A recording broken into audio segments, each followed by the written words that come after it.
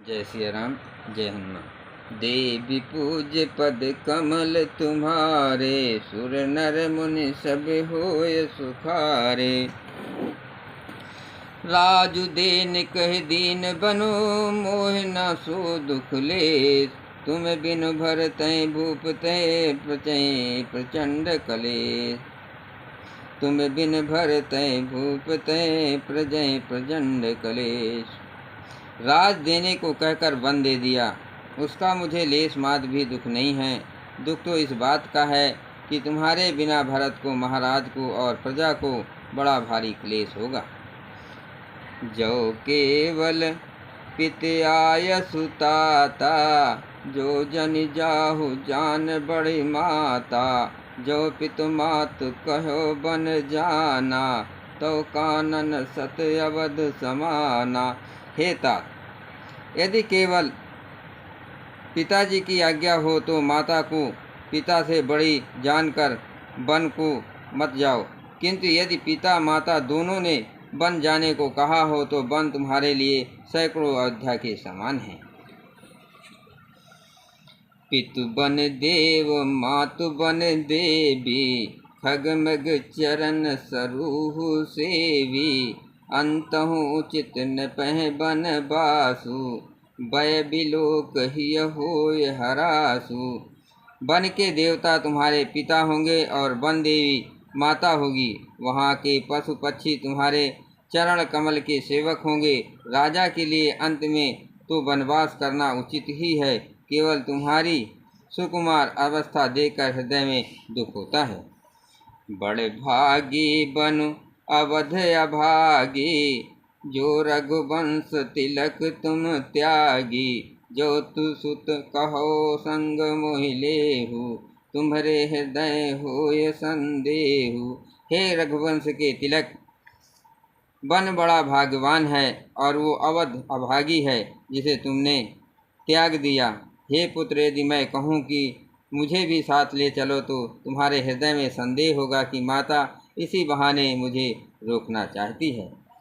पूत परम प्रिय तुम सबके, प्राण प्राण प्राण के जीवन जी के। ते तुम कहो मातु बन जाऊं, मैं सुनि बचन बैठ पछताऊं।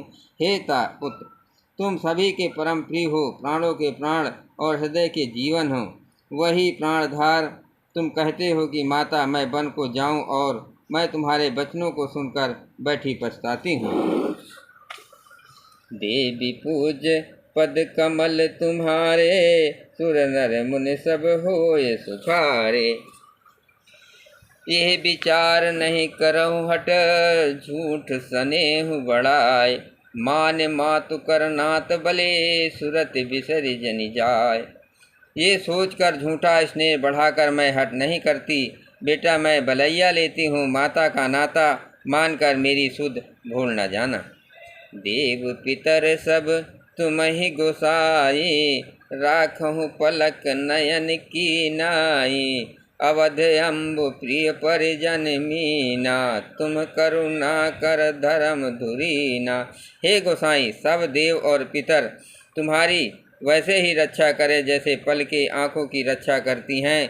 तुम्हारे वनवास की अवधि 14 वर्ष जल है। प्रियजन और कुटुंबी मछली हैं। तुम दया की खान और धर्म की धुरी को धारण करने वाले हो। अस विचार सोई करहु पाई, सबहि जियत जहि भेटहु आई। जाऊ सुखे न बनहि बल जाऊ, करि अनाथ जन परिजन गाऊ। ऐसा विचार कर वही उपाय करना जिससे सबके जीते जी तुम आ मिलो। मैं बलिहारी जाती हूँ, तुम सेवकों, परिवार वालों और नगर भर के अनाथ करके सुखपूर्वक वन को जाओ।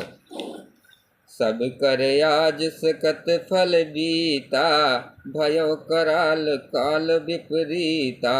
बहुविध विपल चरण लपटानी, परम अभागिन आपनि जानी। आज सबके पुण्यों का फल पूरा हो गया, कठिन काल हमारे विपरीत हो गया। इस प्रकार बहुत विलाप करके और अपने को परम अभाग्नि जान कर माता श्री रामचंद्र जी के चरणों में लिपट गई। दारुण दुसह दार उर व्यापा, बरन न जाहे बिलाप कलापा। राम उठाए मातुर लाई, कहे मृदु बचन बहुर समझाई। हृदय में भयानक दूसरा संताप छा गया। उस समय के बहुविध विलाप का वर्णन नहीं किया जा सकता है। श्री रामचंद्र ने माता को उठाकर हृदय से लगा लिया और फिर कोमल वचन कहकर उन्हें समझाया।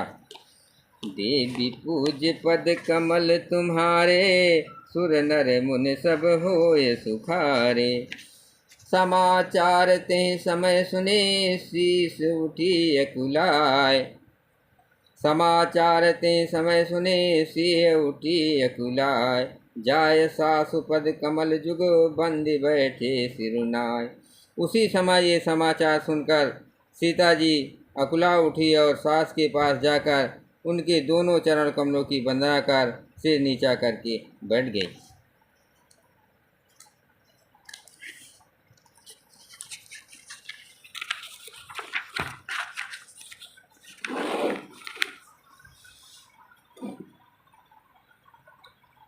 देव सरोवर के कमल में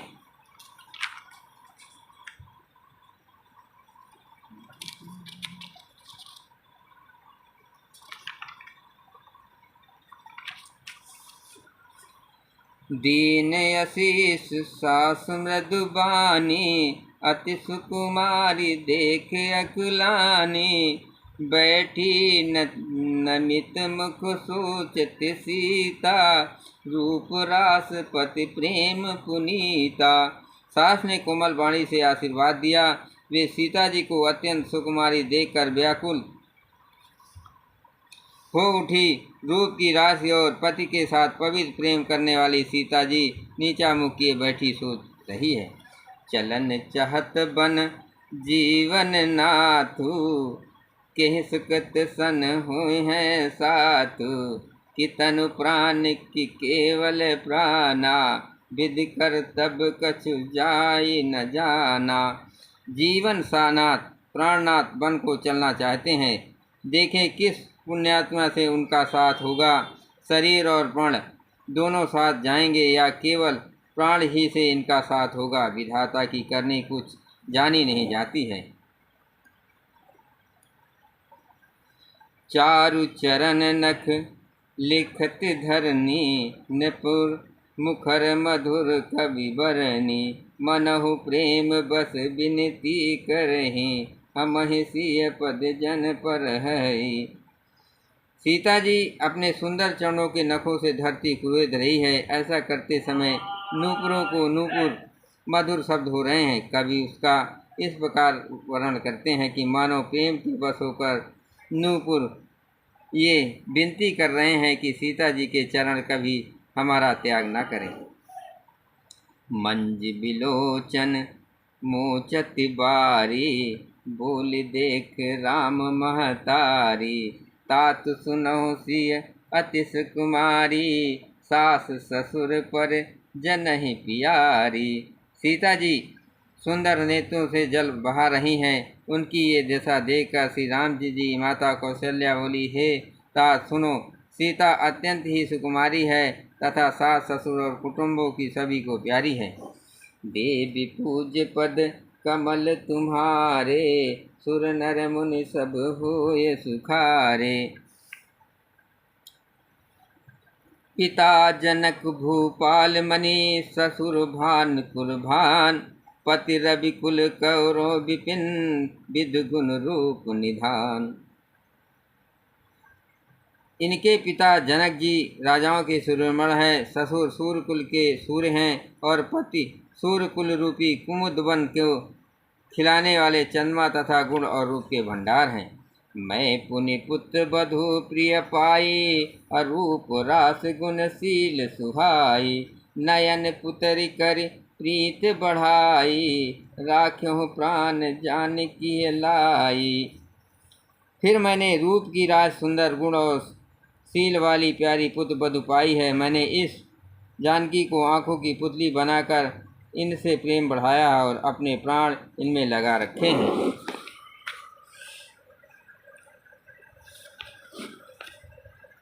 कलप बेल जिम बहुविधि लाली, सींच स्नेह सलिल प्रतिपाली।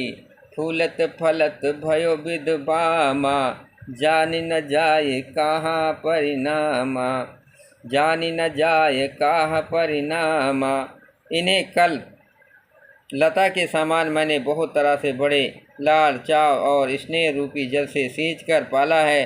अब इस लता के फूलने फलने के समय विधाता काम वाम हो गए हैं। कुछ जाना नहीं जाता कि इसका क्या परिणाम होगा। पलंग पीठ तज गोद ही डोरा, सियन दीन पग अमन कठोरा।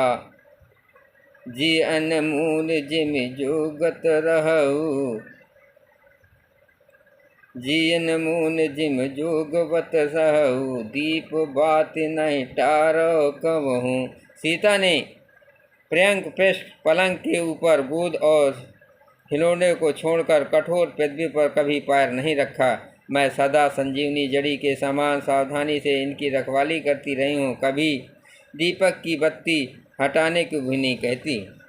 सोई सिय चलन चहित बन साथा, आयस का होय रघुनाथा। चंद किरण रस रसिक चकोरी, रवि रुख नयन सकहि किम जोरी। वही सीता अब तुम्हारे साथ वन चलना चाहती है। हे रघुनाथ, उसे क्या आज्ञा होती है। चंद्रमा की किरणों का रस अमृत चाहने वाली चकोरी सूर्य की आँख किस तरह मिला सकती है। देवी पूज्य पद कमल तुम्हारे, सुर नर मुन सब होय सुखारे। करके हर निश्चर चरहे, दुष्ट जंतु बन भूर। विषवाटिका की सुतो सुभग सजीवनी मूर। हाथी सिंह राक्षस आदि अनेक दुष्ट जीव जंतु वन में विचरते रहते हैं। हे पुत्र, क्या विष की वाटिका में सुंदर संजीवनी बूटी शोभा पा सकती है। बन हित कोल किरात किशोरी, रचि बिरंच विषय सुख गोरी। पाहन केम जिम कठिन सुभाऊ, तिहें कलेश न कानन को। वन के लिए जो ब्रह्मा जी ने विषय सुख को ना जानने वाली कोल और भीलों की लड़कियों को रचा है, जिनका पत्थर के कीड़े जैसा कठोर स्वभाव है, उन्हें वन में कभी क्लेश नहीं होता है। कहे तापस तिय कानन जोगु, जिन तप हेतु तजा सब भोगु। सिय बन बसहि तात के भांति, चित्र लिखित कपि देख डराती। अथवा तपस्वियों की स्त्रियां वन में रहने योग्य हैं, जिन्होंने तपस्या के लिए सब भोग तज दिए हैं। हे पुत्र, जो तस्वीर के बंदर को देखकर डर जाती है, वे सीता वन में किस तरह रह सकेगी। सुर सर सुभग बनज बनचारी, अडाबर जोग की हंस कुमारी। अस विचार जस आयस होई, मैं सिख दीख जान के सोई।